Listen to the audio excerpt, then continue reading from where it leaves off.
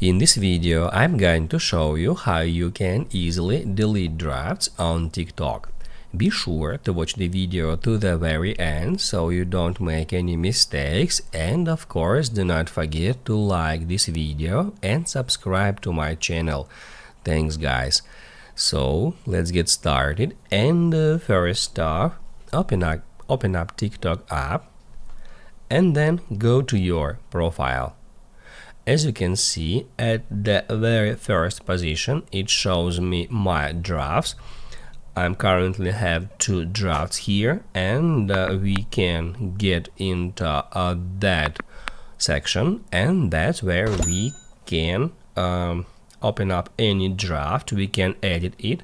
However, if we would like to remove one or multiple drafts at once, we need to just tap at select, and then in that way we can select one or several drafts, and then once we're done with that, we need to just tap at delete to delete all the selected drafts.